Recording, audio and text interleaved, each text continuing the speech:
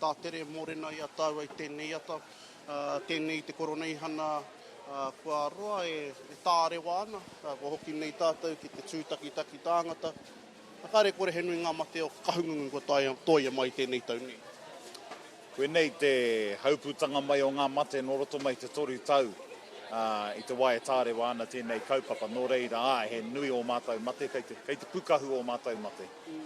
Ka mutu, mārama ana hau, koe nei te tautua ngahuru kua whakatūria, te rangatahi e tā tīmoti roto o Ngāti Kahungunu. Kei te tikarane tēnā, koe nei te tautua ngahuru, kua tū ngātahi, te rangatahi me o ngā kaumātua? Koe nei te tautua ngahuru mārua, ko hau te ika i te ati i te tau 2024 mātoru noiho aku tau ka whakatūngia hau e aku koroua, ara he kawa tērei whakatakotatia e te taumata o Ngāti Kahungunu e whai atonu tēnei rā.